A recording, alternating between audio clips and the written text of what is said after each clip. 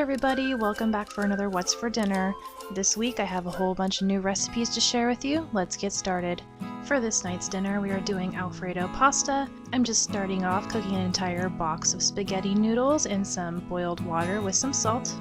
I'm going to go ahead and cook those until they're fully tender. And for my Alfredo sauce, to a heated pan over medium heat, I'm going to add 1 stick of butter.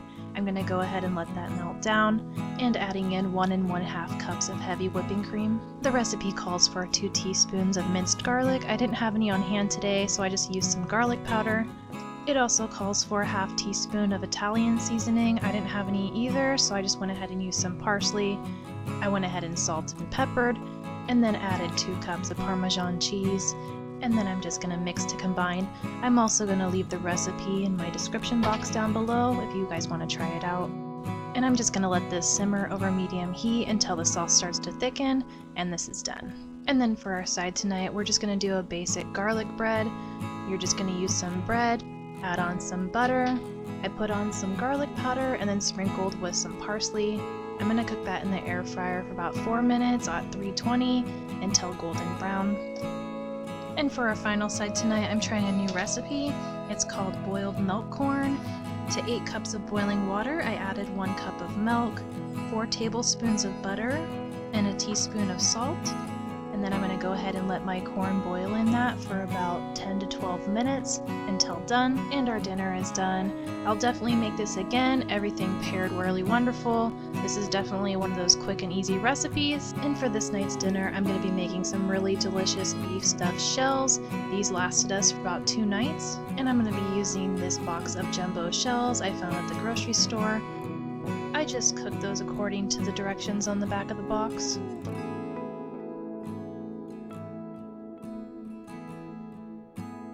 And the recipe calls for spinach. I'm just going to use this bag of spinach. I'm going to go ahead and wash it and dry it.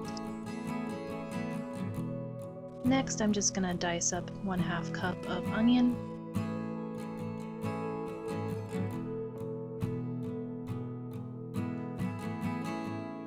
And now that the spinach has been washed and semi-dried, I'm just going to go ahead and chop that up.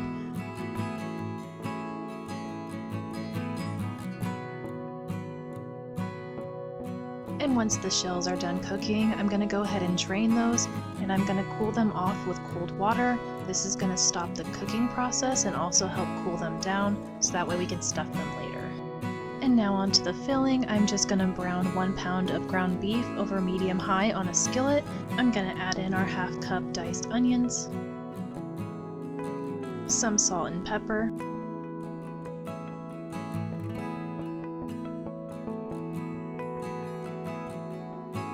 I'm going to add in 2 cloves of minced garlic,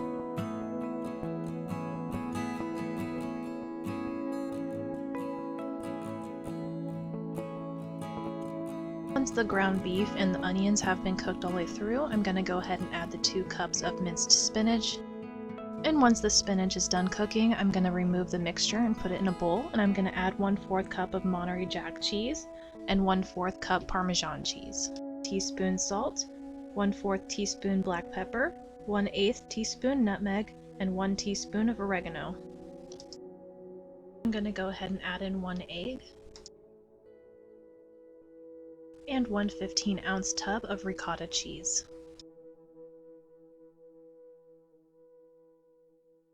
And when your mixture is done, you're going to spray your baking dish with some non-stick spray, and you're going to go ahead and preheat your oven to 350 degrees. And to the bottom of your baking dish, you're going to add 1/2 can of tomato sauce, and you're going to reserve the other half for the top of your shells. Once your shells have cooled, you're just going to take a spoonful of your meat mixture and stuff it in the shell. And you're going to place that inside your baking dish. And then I'm just going to repeat that until all the shells are done.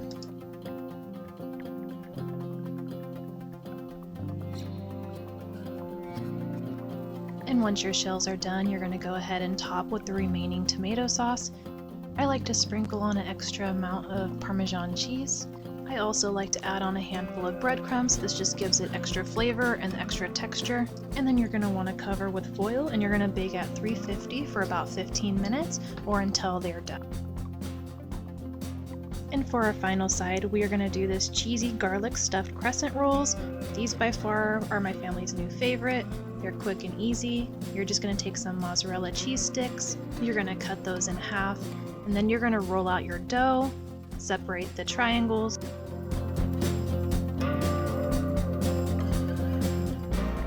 You're going to add your mozzarella cheese to the top of the crescent roll, and you're going to go ahead and roll up.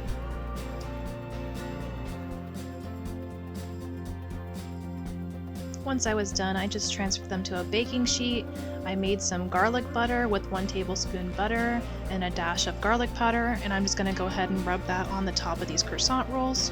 And then I'm just going to go ahead and cook these in a preheated oven at 375 for about 7 to 8 minutes or until golden brown. I just went ahead and paired this with a side salad, and dinner's done. For this night's dinner, I'm doing sausage curry with rice. I'm going to be using this curry mix. I know you can find it at your local Asian market. I also know Walmart and Kroger have them on their Oriental aisle. I really like this recipe because all the ingredients are interchangeable. You can use chicken, beef, pork, shrimp, or any vegetable. Plus, since it's paired with rice, I usually get 3 or 4 dinners out of this. For this night's dinner, I'm going to be using this kielbasa sausage. I'm going to start off by taking some potatoes. It's purely on preference. I'm just going to use 2. I'm going to go ahead and cut and wash them, and then I'm going to dice them into cubes. I'm going to take 1 carrot, I'm going to go ahead and peel it and then chop it up. I also went ahead and put my rice in the rice cooker and got that cooking. Next, I'm going to chop up an onion. I'm just going to roughly chop this. I want some big pieces and also some small. The small pieces are going to disintegrate into the curry, and then the big pieces are going to give you your taste and texture. Next, I'm going to peel a Japanese kabocha squash. This thing is really delicious. I make several recipes out of this, and it's really cheap. I know you can find it at your local Asian market, so definitely check this out. Just be careful, it is really hard to peel, don't cut your finger.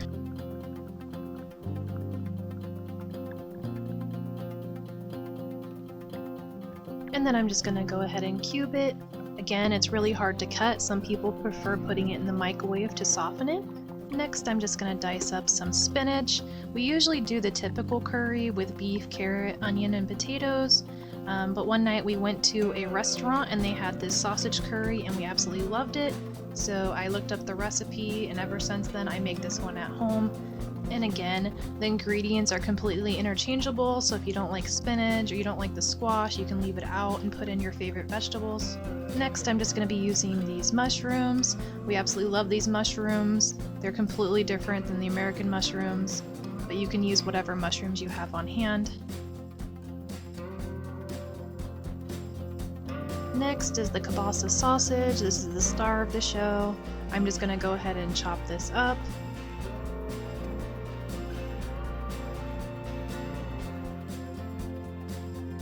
Now that everything is prepped, to a heated stock pot over medium-high heat, I'm going to add some olive oil. I'm going to add in our potatoes and our carrots and our onions, and I'm just going to let that brown up for a few minutes. Next, I'm going to add in our water. We want to completely cover the vegetables, and I'm going to let this cook until the potatoes are tender. After cooking for about 8 minutes, the potatoes are tender. I'm going to go ahead and add in our squash, and I'm going to let that cook about 2 to 3 minutes until the squash is tender. I'm not sure what happened to my video, but you're going to go ahead and throw in the rest of your ingredients.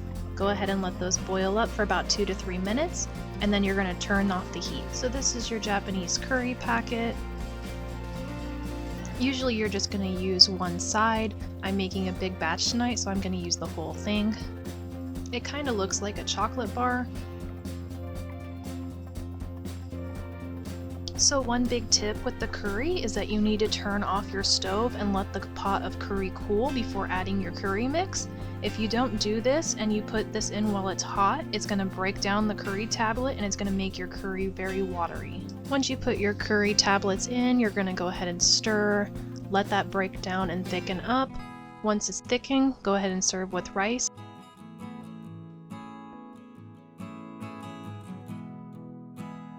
I like to top our curry with Coco's curry spice and some Japanese mayonnaise. And dinner's done, guys. And for this night's dinner, we are doing lemon zucchini spaghetti. This recipe calls for some zucchini sliced with a mandolin. I just had some zucchini spirals on hand, so I'm just going to go ahead and use that. I'm just going to cook up a half a box of the spaghetti noodles according to the directions on the back of the box. Next, I'm just going to thinly slice up 1/2 of red onion. Then I'm just going to thinly slice up 4 garlic cloves.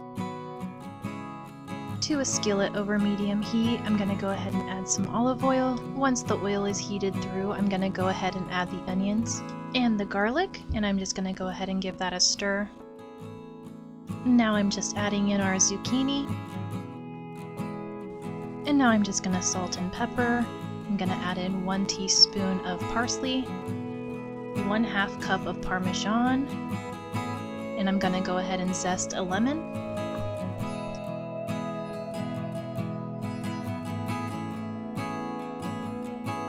I'm going to add in 1/8 teaspoon of crushed red pepper flakes. You can add more or less depending on your heat preference. Once my spaghetti noodles are done and drained, I'm going to go ahead and add that to the skillet. Now I'm just adding in 1 cup of pasta water, and I'm going to stir, and the pasta's done. And for our side tonight, I am making cheesy Parmesan garlic bread. I'm just going to shred up some Monterey Jack cheese, and I'm just going to butter the bread. Next, I'm going to sprinkle on some garlic powder, Parmesan, parsley, and add our cheese. And I'm just going to bake this until golden brown. And for our final side tonight, I'm going to make some Mexican corn. I had some leftover corn in the fridge. I'm just going to go ahead and heat that up. Into the corn, I'm going to add 1/2 cup of mayonnaise. I like to use Duke's mayonnaise. Add in about 1/4 cup of Parmesan cheese. Next, I'm going to add in about 1/4 cup of cotija cheese.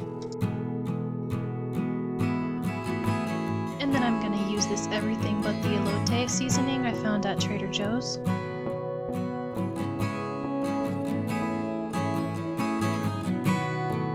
And our side is done. For this night's dinner, I just did a beef stir fry over soba noodles. So our next door neighbor gave us some fresh uncha from her garden. It's kind of like a spinach, so I wanted to cook something up tonight and incorporate that in our meal. So I just went to the store and found this beef stir fry mix. It has onion shoots and beef in sweet and sour sauce. It's something you can easily make at home. I also grabbed this bag of soba noodles. I know you can find this in most grocery stores in the frozen food section. I just removed the leaves from the stems and I chopped those up. I'm gonna boil those for about 5 minutes until tender. If you're using spinach, you would just cook it up the normal way. To a stock pot over medium heat, I'm just gonna go ahead and add some olive oil. I'm just adding in the meat mixture. And once the meat mixture is semi-brown, I'm gonna add in my soba noodles and I'm just gonna pan fry these up. And once everything is cooked thoroughly, I'm going to add in my uncha and I'm going to boil that down.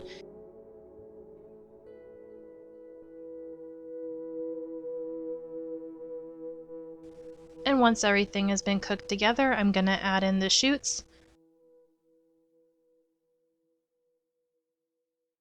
And this dinner is done. This dinner, by far, was up there on my list of dinners for the week. It turned out great. It was filling, full of flavor, and I will definitely make this again. And that's it for this week's What's for Dinner. I hope to see you guys again next week.